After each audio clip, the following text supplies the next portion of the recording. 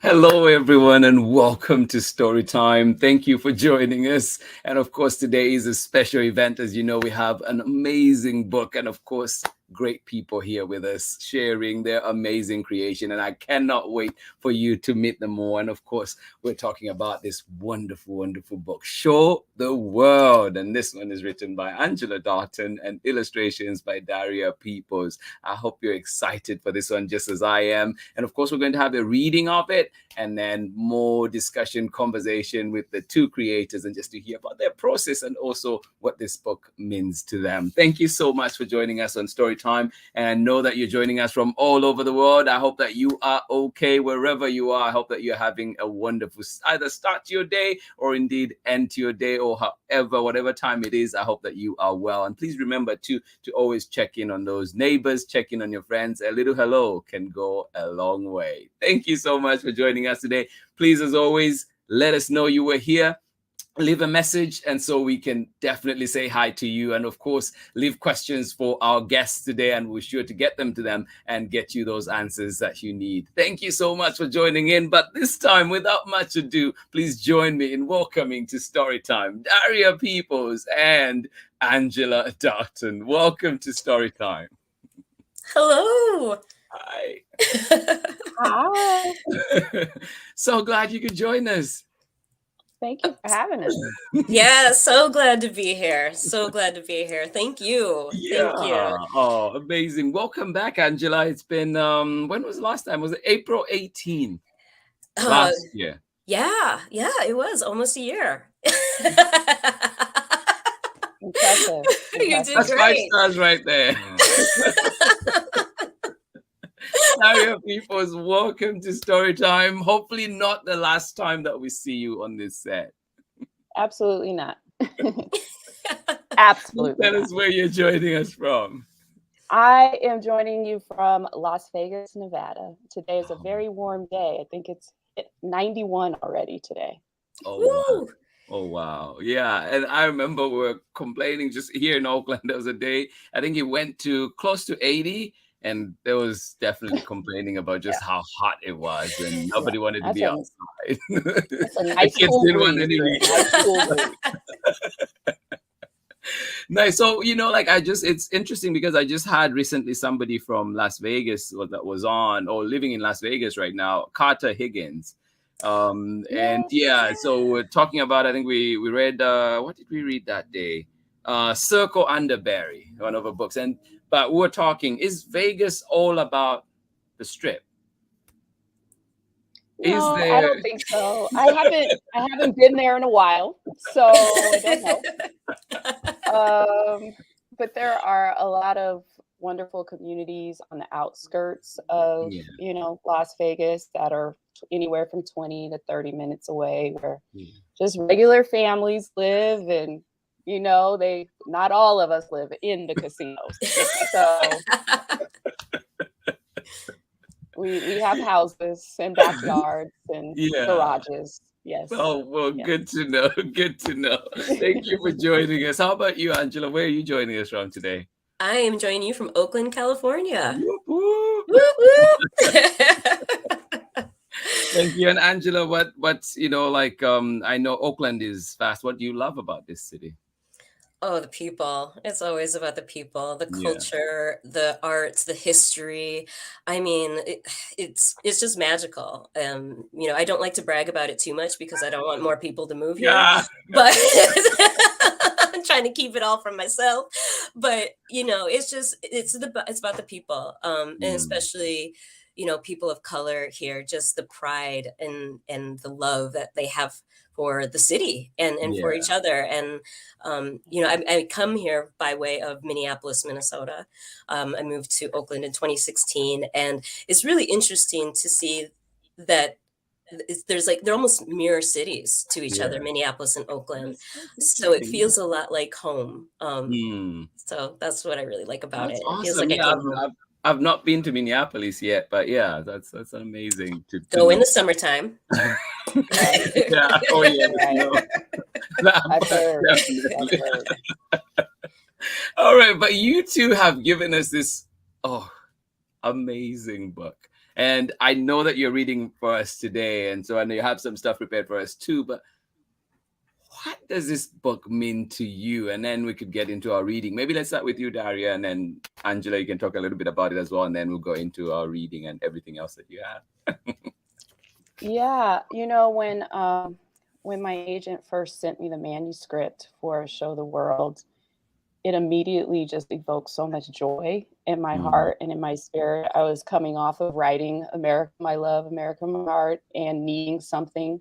And I haven't told Angela this, but I actually prayed for a book that I could help children see themselves and the beauty and gifts inside. And so when I read the manuscript, I go, oh wow, this is exactly what I asked for. This is amazing. And so it really is just a book that just really touched my heart about how much we can celebrate our children. And that was important to me, especially during we were still in the pandemic when I received the manuscript, and I was really concerned about our children.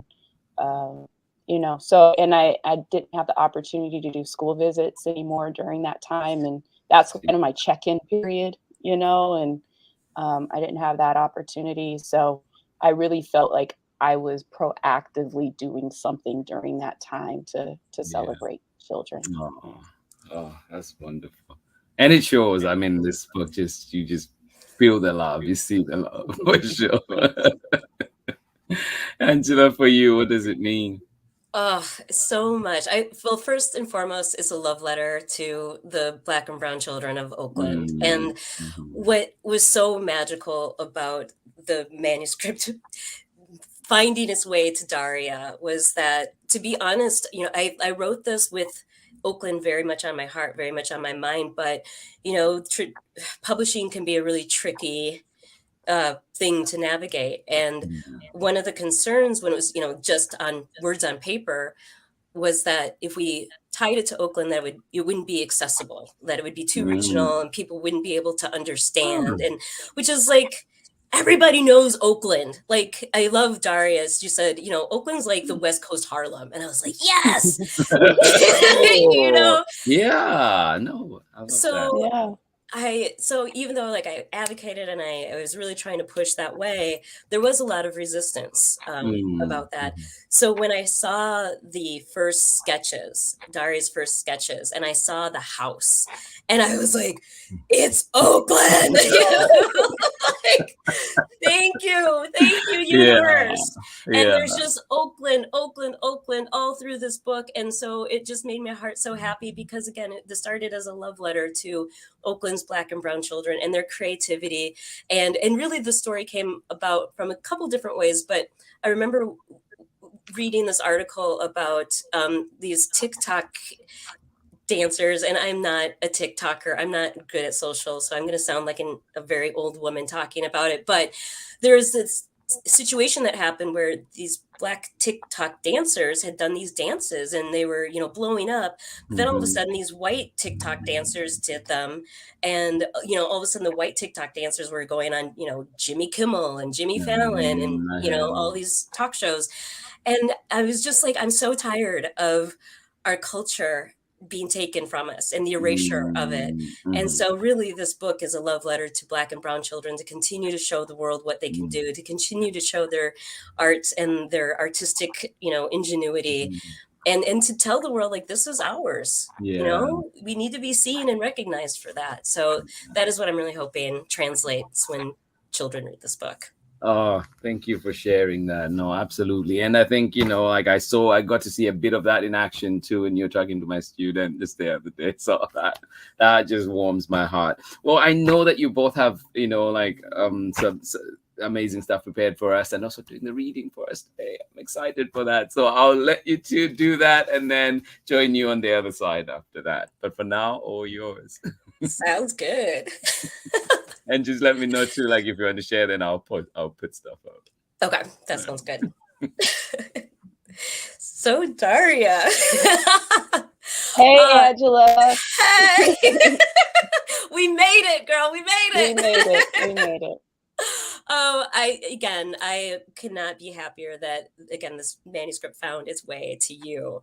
You just handled it with so much love and so much care, and again, just the celebration of Oakland throughout just makes my day. And I can't wait to share it with the kids of Oakland. I can't wait to share with all kids, obviously, but definitely kids of Yeah. Oakland, to have that connection. But I know one of the things that we talked about was, you know, I mean, you already said what the meaning of the book meant to you, but can you tell me a little bit more about, your process of when you got the manuscript and like what you started thinking about? Like we can start there. Don't you go, I know you're going to talk more about that, but I just want to know like what was going through your head? Well, one of the things that I kind of learned to do from my mentor Floyd Cooper, he suggested I kind of changed my process, and I started to change it with America, and I completely changed it with Show the World because it came right after. And one of the things that I do is I read the manuscript a billion times. I just read it, over and over again, and so much so that it just would absorb within me, where I didn't have to start sketching it from word, page by page. And I knew it by heart pretty much. And then I just sat down to draw. And my first few sketches, always the first round, are just very visceral. I don't really think Mm. a whole lot about what I'm drawing. I remember wondering who the narrator was, like, that was in the story. So I actually did reach out to our editor, and I said, did Angela have a narrator in mind? And I think they asked you that. Did they ask you that question? And They then, did. I was like, mirror. well, no, because the answer you gave them, or at least the answer they gave me, was that you just imagine a young girl walking around her neighborhood looking. You remember that? You remember that I answer, did. Angela? Yes, I Okay. do. Let me jog your memory. Yeah. So, I so remember yes, the question coming through and it being like, I don't know. right, right. So yeah, Well, I'm glad you because remember.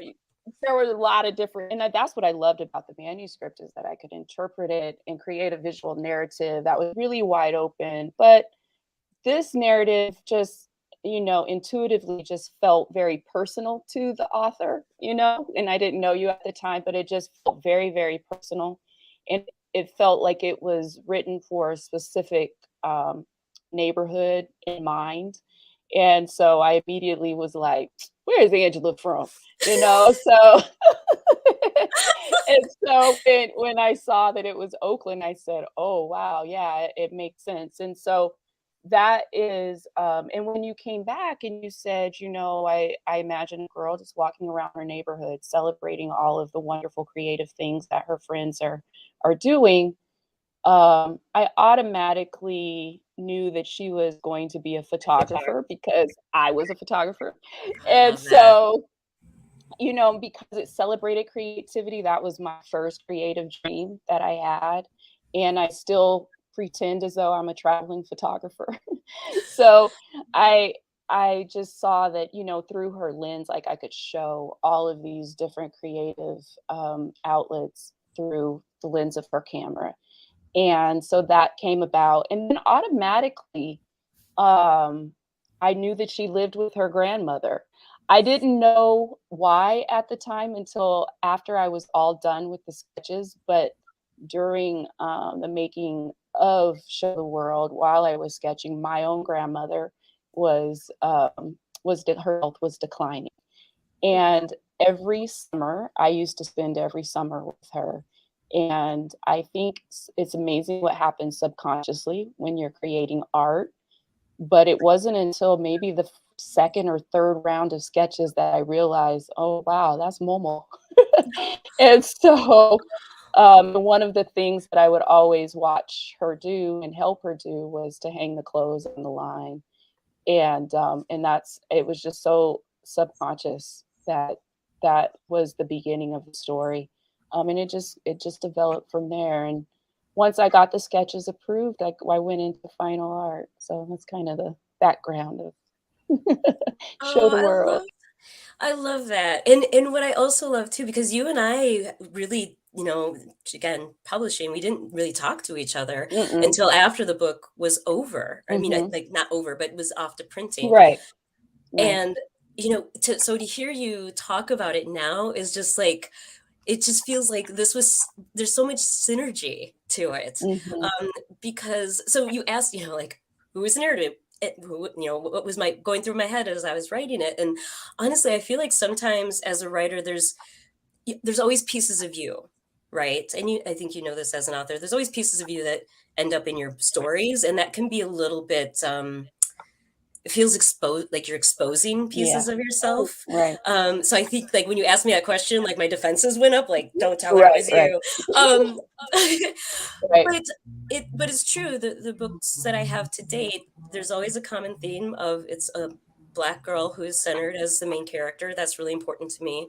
The first book that I published, If You Look Up to the Sky, was a love letter to my great grandmother and something she said. So Wow. I love that you have that connection and that you brought your grandmother to this story, because that's the theme that bubbles up for me a lot. So Yeah. that makes me really happy to hear that. Oh, Yeah, absolutely. Yeah. well, should we start our presentation and we can talk a little bit more Sure. about ourselves? Sounds Okay, good. well, hopefully this will work.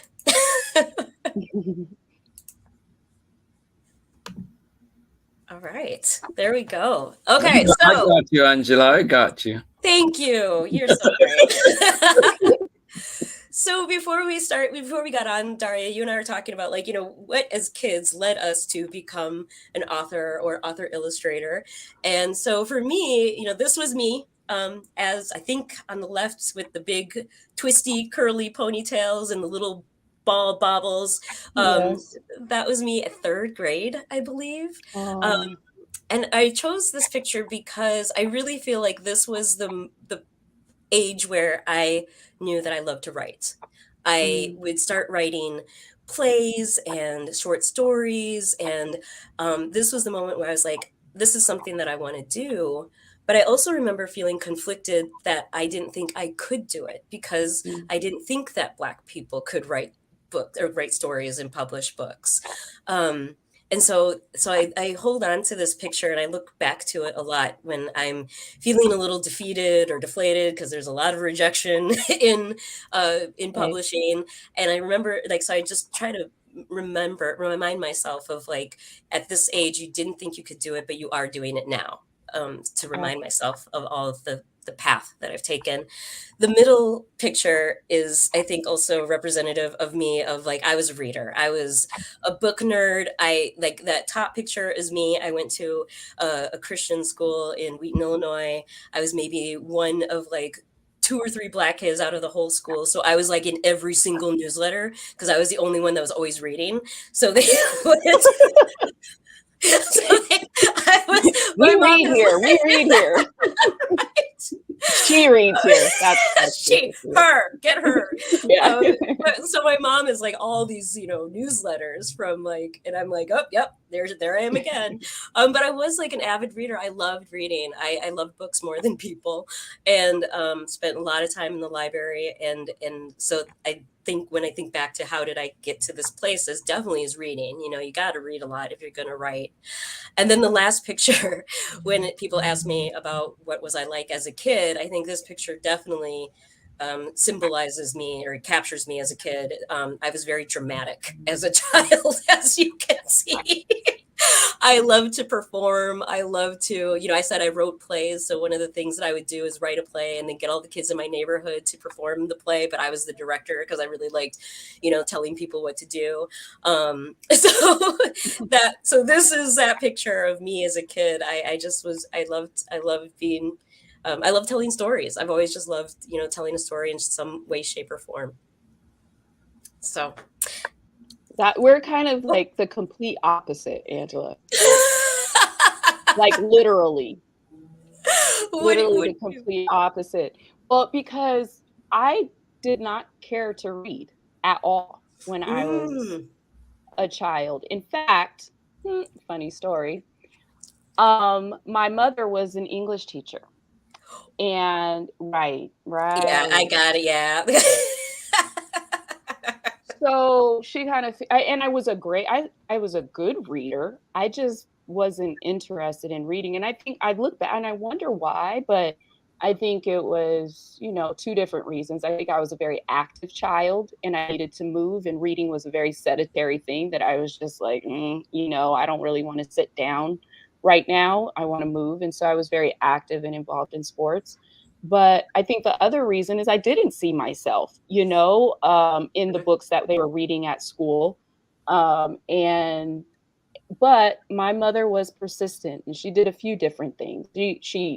She herself collected picture books, so they were around our house, and I fell in love with picture books. The problem was that I was like 10, 11 years old and I was still reading picture books, but I was introduced to, all of the great artists at a very young age, not really knowing that it would be what I would do one day. And my mother herself, she wrote picture book manuscripts and never got published. And it was something that I remembered as a child, her working on. She was also a playwright and an actor. And so she was very creative in that way. And when she found out that I didn't really like to read, I was about 9 years old and she got me a job. Guess where the job was, Angela? At the library. The library. Oh, good job. Good job.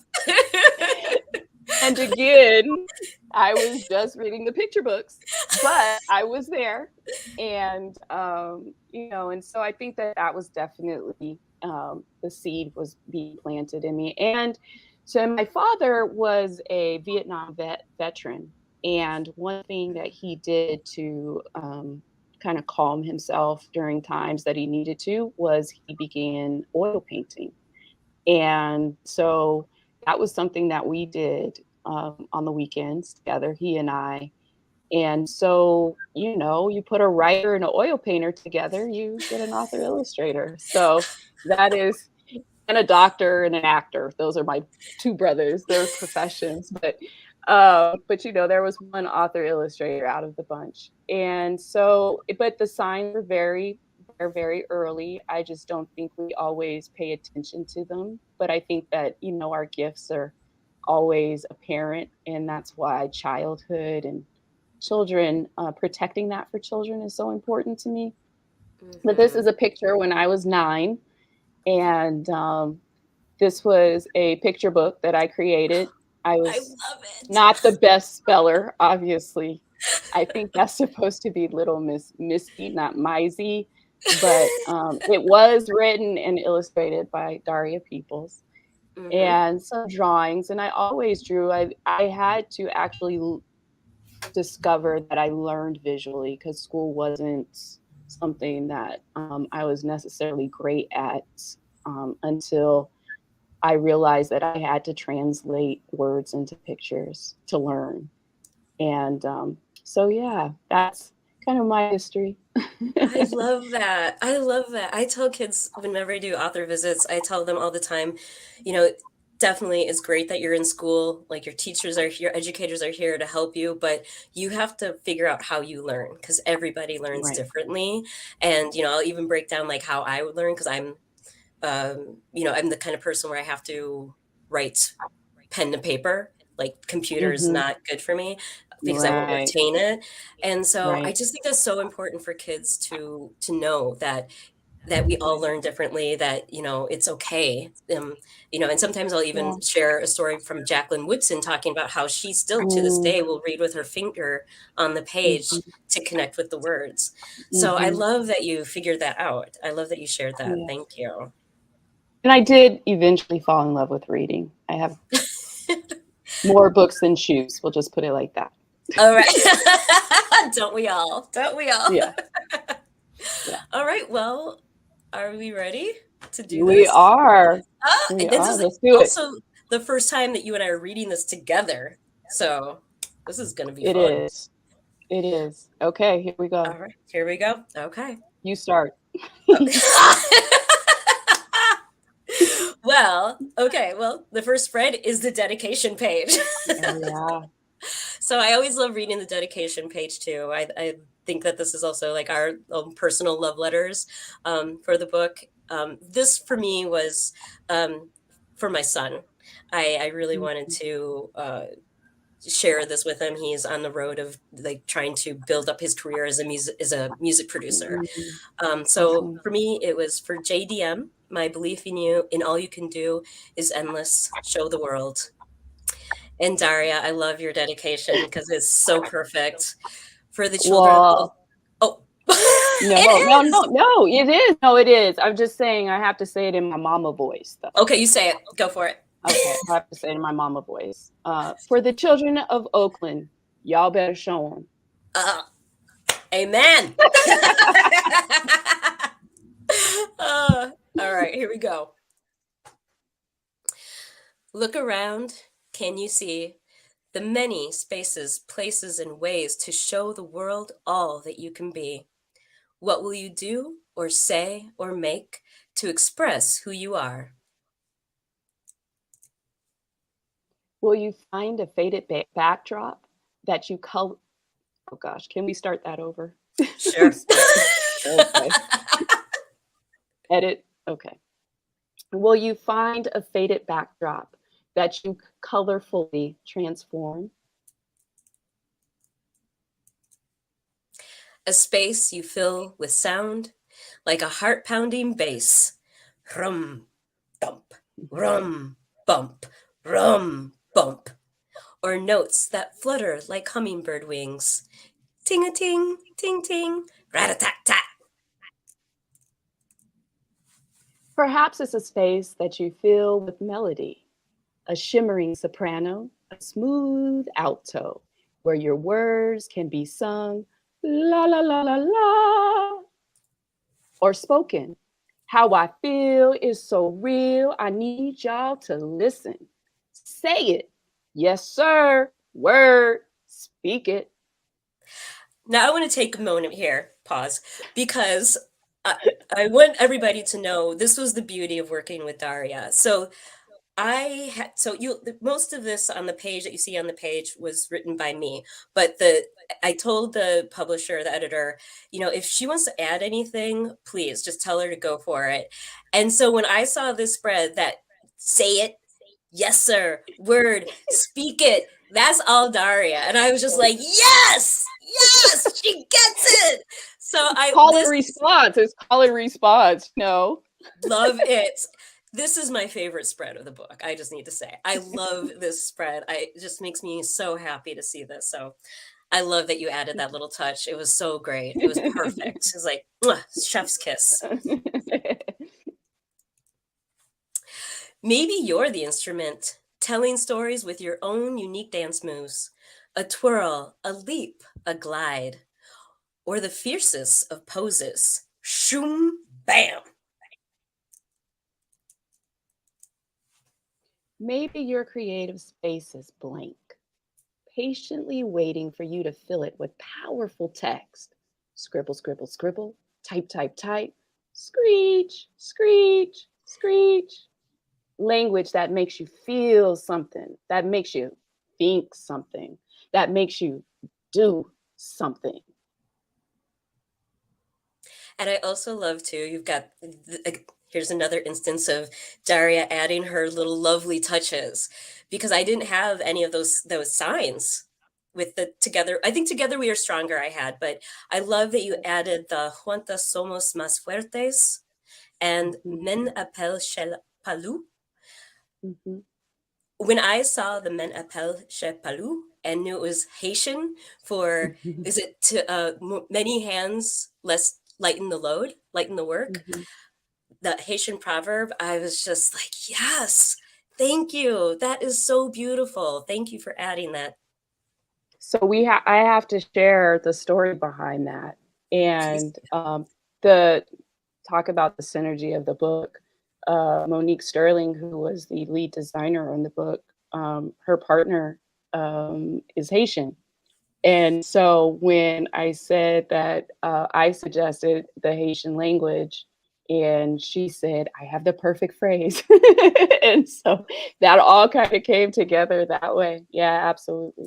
Thank you, Monique. Shout out to Monique Sterling. Or perhaps it's a place where your sense of taste can turn everyday ingredients into something extraordinary. Chop, chop, chop, chop, slice, slice, slice, sprinkle, sprinkle, sprinkle. Mmm, deliciosa. Are you the canvas? A work of art with a razor sharp, fresh cut, beaded braids, or bold streaks in your hair? Snip, snip, spray, flip. Like my flip? Anyways. I love that flip. Yeah. Okay. I don't have my straight hair today, but. Maybe your voice comes alive through fabric, your story gathered, formed, stitched, and patterned.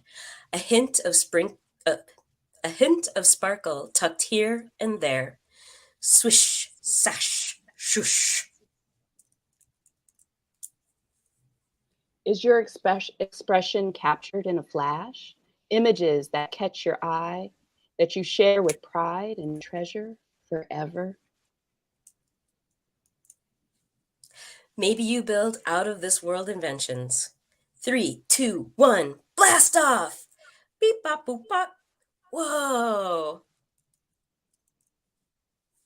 Is there a place where you shine? A space you fill with all the things that inspire you? Somewhere you can sit quietly while tiny seeds of ideas swirl around your head until one plants itself and begins to grow? What can I do today?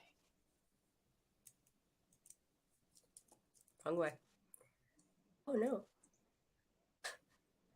And grow and grow. Then one day. Ta-da! We have to read this together. Okay. Are you ready to do or say or create something? Do you know what it will be? There's no rush. Take your time. But when you're ready, show the world all that you can be.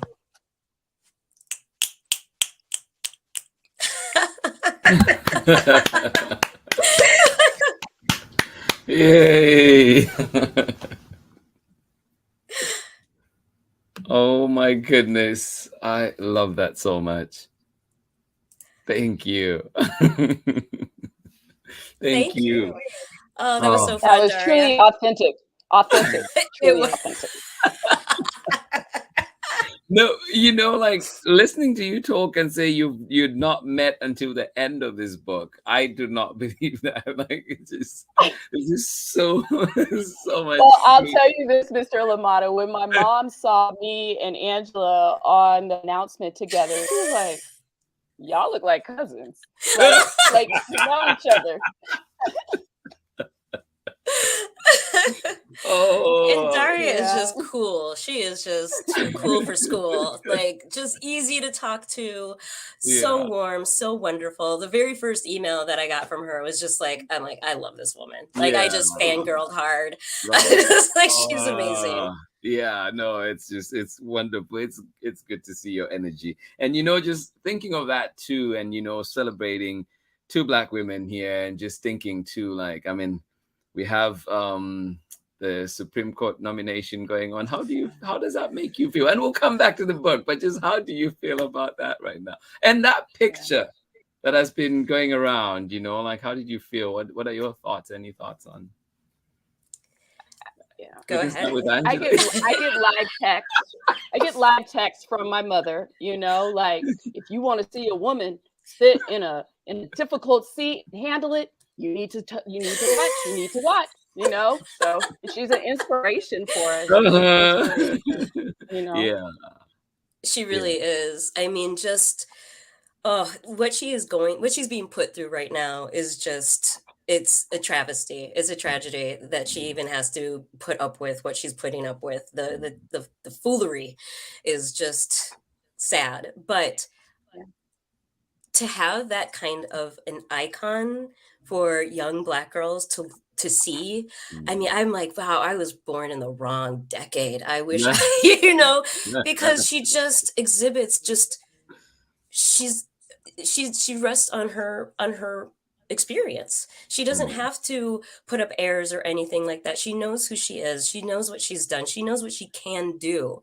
And Yeah. so I really hope that, I mean, children in general, I hope are watching her, but I really do hope that young Black girls in particular are looking at her as someone to aspire to be, to see Mm. how they can move through the world Mhm. and still come out on top. No matter what happens, she has just done so much for so many kids and so many Black women, even myself. I'm like, that's who I want to be when I grow up. Right. She's Yeah. just Yes. wonderful. So I love seeing it.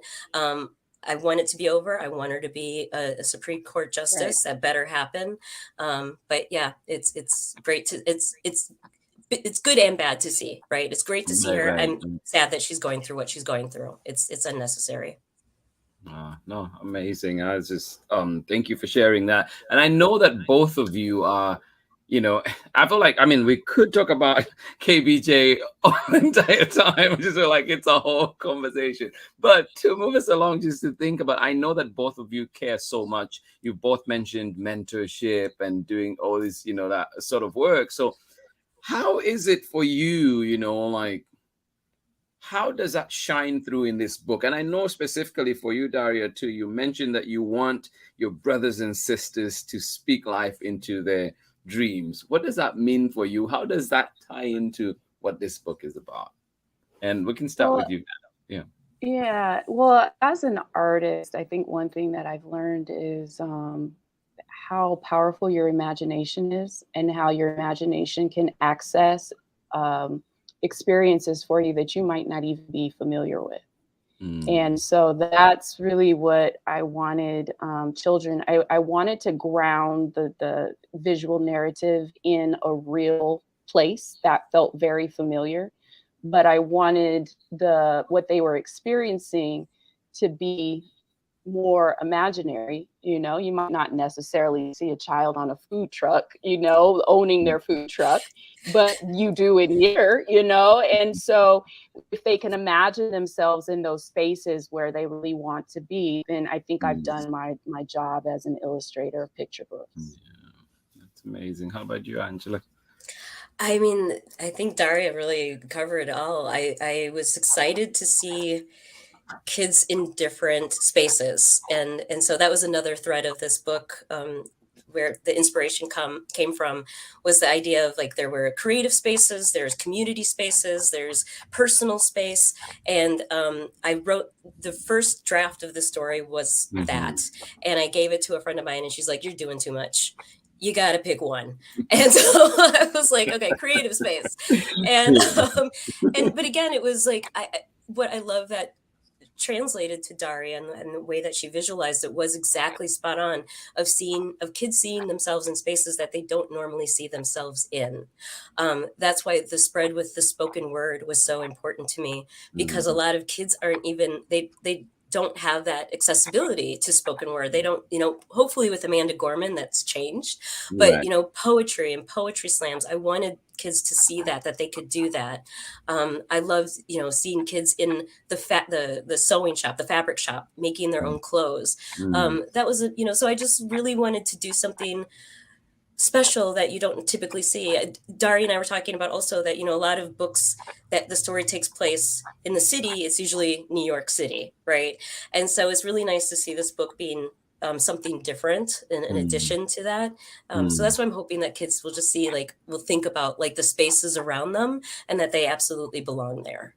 Yeah, well, I love it, and it's, like you mentioned when you were talking before before the reading, you mentioned the clothes on the line, and I know that I can relate to that. Even growing up in Zambia, like that's something that I saw my parents, I saw my, like I did myself, or I saw my grandmother do it, and it's just so interesting to see how a touch like that, even as worlds that seem so far removed, is that cultural intertwining that Connection. happens. And so I know you talked about this a little bit, but did you think that this will be as powerful as you as this is, as it's coming out in the book? Or, you know, like, have you been surprised by that element of it?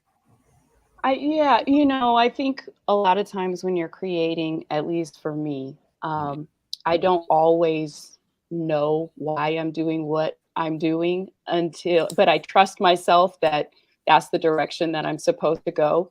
And I think what's so beautiful about Black culture is that there are, it's generational, Mm, and it's also, you know, something that we don't always recognize as being generational, you know, in the connection from the motherland to America, you know, that's, it's Hmm. just not, it's not mhm, something that we think mhm, about, but it's so embedded in our culture and who we are as people that it just shows up and it's there. And so the connection, and it's wonderful, because I think that's the beauty of art, that everybody can look at one spread or an entire book, mm, and they interpret it and it resonates with them in their own personal way. And that's the gift of art, you know? I yeah. love that. No, I love it. It's such a powerful page. And Angela, you know, like, I mean, we've seen your other books, which I love dearly, as you know.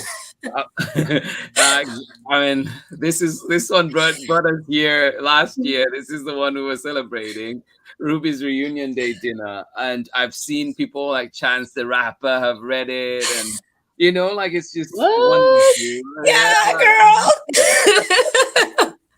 And then we have this Nice. one, right? If you look up to the sky, I just love it so much, because it's another one too that again reminds me of my own times with my grandmother.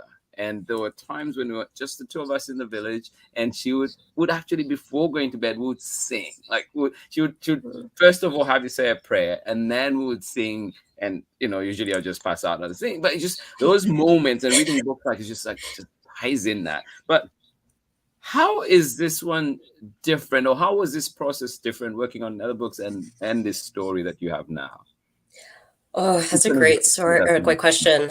I think with this book, you know, each book, actually, Daria and I were talking about this, like each book, when kids ask you at author visits, like, which is your favorite book? And you're like, I don't have a favorite. They're like children. They're all special. But I think with Show the World, it's twofold. I think one was that I just wanted a book to be a celebration. I didn't want there to be like, you know, usually there's like a struggle, right? You got a character, there's a struggle, they have three tries, and then they get the thing that they want. And I just wanted something that was just pure joy, that was just pure celebration. Mhm. In Oakland, we have Black Joy Parade, Black Joy. Yeah. And I wanted something that, you know, I feel like this book kind of symbolizes that the Black Joy Parade of Mhm. just, you know, being happy and just, you know, again, showing the world what you can do and whatever Mhm. that looks like for you. And then twofold, I think this book was also, what it will mean to me always is that it was the book that, wow, am I gonna cry? I might cry.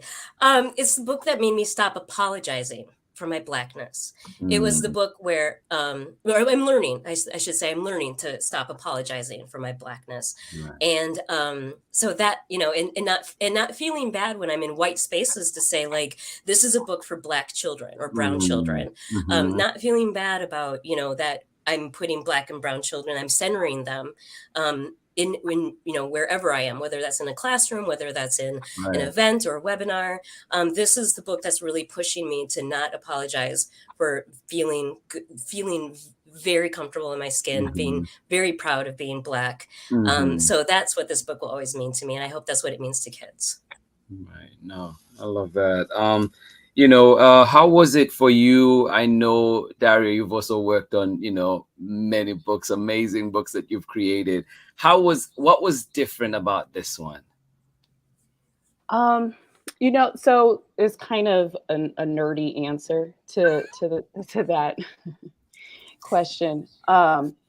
So if we could talk about picture books a little bit, my one of my beefs that I have about the whole conversation about picture books, whether or not what you write, especially when it's a poem or poetic in this respect, is that it's not a story. And the interesting thing about that comment to me is that the gift of picture books is that you're telling the story through pictures and words. Each one does its own thing. And so as a creator, I thought that it was the first manuscript that I had the opportunity to create the visual story for the book. Like, usually the text guides me so much so that I don't have a lot of creative margin to determine, what the problem is, or how it's going to be solved, or what the ending is going to be. And so that was, I got to tell the visual narrative in the pictures, and that was a challenge. And it was because there were so many different visual narratives that I wanted to tell. The art director was like, so let's just, Elise, she's like, choose one, let's just choose one, kind of. And so, Yeah. and so so that was just a wonderful opportunity for me to be able to choose for myself, what that narrative was going to be. And it was a manuscript that I never had the opportunity to do that before this one. So thank you, Angela. I love it. I think words and pictures tell picture book stories, and that's what we have to realize. We have to understand that, each one does its own thing. So. Right. No, I love hearing that. I love that. No, I do, because I think a lot of times for writers too, it's hard because you feel like, well, this is my thing. I hear a lot of writers like talking about like, well, this is my thing. And it's like, no, it's not, it's a shared, it's a shared experience. And so that makes me really happy to know that you were able to have that journey with it, Daria, because that's what it's supposed to be. This is our book. It's not my book. It's our book. And so, so I always tell writers, I'm like, take yourself out of it. It's not about you. Right. It's about the children ultimately. Right. And it's just, I always give the analogy, my son, he's a great cook, and my daughter, she's a great baker. And if he does what he does and she does what she does, I have the best meal ever. But if they try to do each other's job, I'm going to order takeout. So that's kind of the analogy of author illustrations working together. Yeah. So. It's so wonderful to hear that, because that question does come up. And then too, like, just think that you both had these journeys, these separate journeys that were yet together. It's just amazing to hear that. But also, like, I know you mentioned, Daria, you mentioned that, you showed us some of your creations, your works as a little girl. Some of those books have they influenced your modern work in any way, or have any of them come to be the books that we know now? Not yet. I don't think so. But thank you for the idea. I'll have to go back through the files. You know what? I will say that parents who save or have the opportunity to save things that their children do, I think is so important, because when I did see that book, it brought me home. Like, it brought me to, I took this very long journey and, off-roaded for a while. And so when I was able to see what I created as a child, I always say that, most of the time what we're supposed to be doing does show itself to us when we're children. And so having that, those artifacts basically to go back to and say, oh, this is who I am, and be able to grow from there. Yeah, it was truly a gift. Yeah. Oh, that's awesome. No, how about you, Angela? Have you had any works from early on that have come through? Not yet. But I agree with Daria. That's a good idea to go back through. Yeah. I always tell people too, when they're struggling about like what they want to do with their life, I always say, like, go back to who you were as a child. What were the things that you loved as a child? And I think that's where you're going to find what you should do with your life. So yeah, but yeah, I'll go back through. But I was also going to say too, Mr. LaMotta, given everything that's going on in Oakland, you know, with education under attack across the country. But specifically here in Oakland, you know, there's 13 schools that were closed recently. And so one of the things that I really want to do with this book is to be able to help, you know, because it's so devastating, because of course a lot of the schools are in predominantly brown and black neighborhoods. And I've heard the stories of educators and kids and the parents, and, you know, they're all scrambling to try to figure out how to continue their education that they deserve to have. So I wanted to ask you, you know, what can people do to help support educators? What can we do to help support this, especially for me, Oakland schools? What can we do? Yeah, no, I think for now, you know, like, is to continue to highlight. One of the things is to continue to highlight the effects that things like closures have on the Black and brown communities. You know, you look at it, it's like, sometimes it's just the answer you get might be, oh, people are just expected to go to this other school, which is much further away, and somehow families are expected to drive there or get there. Like, when it's raining, how do they do it? There's so many things that when gas is $6 a gallon, right? And then you look at some of these neighborhoods that kids are expected to walk in longer, like, oh, you know. So just to continue highlighting those effects, and also continue highlighting how the disparities in the sponsorship and you know, like, funding that goes into these schools and how that is affected. And also just, why is it that, you know, one of the questions that has been asked is, why is it that smaller class sizes are good for private school and not good for public school? You know, why are we spending money on so many other things when we could be spending it on schools, you know? And then it's just so much that just breaks my heart when in the classroom every single time I see my own students, you know, lacking music, lacking art, lacking things that could, you know, like, can enrich them. Those things should, we've talked about this before too, where it's enrichments. They're not enrichments. They should be part of core curriculum. They should be things that are there to help every child, expose them to all the different things. Otherwise, you know, like, when will we have other Daria peoples? When we have other Angelas, you know, people that can do all these things? And it's just so, it just frustrates me so much, because even when you push for things like that, there's so much pushback from powers that be, and you wonder, it's like, wait, this is not for me, it's for our kids. What is, you know, why are you so opposed to this? Like, are you trying, you know, like, just looking at it again, the kids that will be affected most are the Black and brown kids.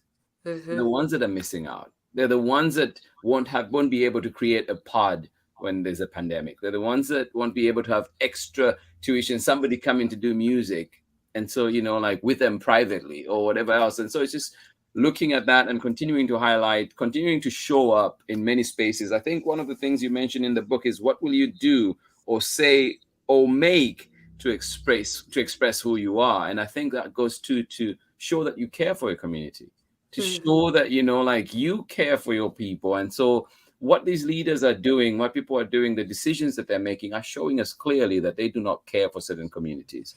And yeah, so there's marches, like today there was a march out in Fruitvale, and so continuing to show up for things like that, and continuing to hold people accountable, you know, like, for those of us that can vote, like, let's make sure we vote, let's turn up, let's show up, and keep calling out people for everything that they're doing. You know, this is just such a, thanks for the question. It's just such a powerful topic. So something that I just hold so dearly. And I just hope that, you know, we continue to see change, and continue to see, especially schools like ours here in Oakland, public schools, continue to be funded right. And that means, you know, not just what kids need, not just, you know, they say, oh, we've managed to bring in this for the kids, but also the staff that work in the schools.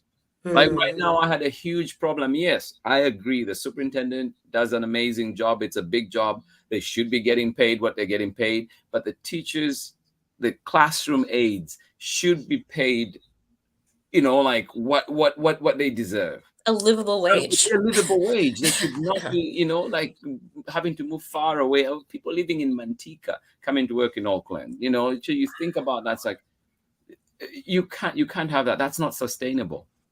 you know, and so we end up having all these, you know, like teachers leaving and so on. And for some of us that, you know, try to stick around, or some of the people that stick around for a while in those schools, like you're just thinking, it's like, how long can I keep doing this? How long can we go with this? You know, and how long will our students keep going? Every year they're having to get new teachers that, you know, are not as experienced. And so it's like they're being used as a training every time. And so, yeah, to answer your question, you know, like just keep showing up, keep holding people accountable, and and just keep highlighting this brilliance that is there within the Black community, within the brown community, you know, showing people that this is what can happen when we nurture correctly these communities. And so, no, just. Well, thank you for that. Thank you. Well, and I'm going to say, well, speaking of showing up, I actually am a mentor for 5th grade writers at Chapter 510. And I have to get on to my mentoring session. But thank you so much for having us come on. And this is, for me, this is like the perfect launch for this book. I just enjoy being here. I enjoy your energy. I so appreciate everything that you're doing for young kids and what you're putting out into the world. And so it's really an honor to be a part of that. No, thank you so much. Really, I really appreciate it. You know, this book is already a treasure. I am going to have it in a special place, a different copy for the class. But yeah, no, absolutely appreciate you both, and just what you bring, what you represent, and what you've done with this book. I'm so excited. I know it's coming out April 5th. Yep. And so please find it where you find books, and find these amazing people. You can find Daria Peoples at dariapeoples.com and just see everything else that she's up to. Amazing work. And also please find Angela Darton at angeladarton.com and follow them, see what they're up to, and of course keep celebrating their work as we continue to celebrate you here. Thank you both for being here. I really appreciate not just this book, but the works that you've done before, and all this work too that you're continuing to do with the mentoring and everything else. Oh, thank you. Thank you. Thank you. Thank you, Mr. LaMotta. Thank you so much. I'll catch you on the other side. All right, everybody. Thank you for joining in Storytime. I hope you enjoyed that conversation that we had with Angela Darton, and of course, Daria Peoples joining us for this wonderful book that they've co-created, Show the World. Yes, a big encouragement, an ode to this wonderful city of Auckland, but I think it is also an ode to every child out there, every Black and brown child out there, to continue showing who you are and finding those spaces. And we hope that you continue to find those spaces that welcome you, and we continue to welcome each other and keep each other shining right through. Thank you so much for joining in today. And find this book where you find books, coming out April 5th. Thank you so much for joining in, and have a lovely day, you and your loved ones. And of course, we'll see you here on Storytime again tomorrow. Bye-bye.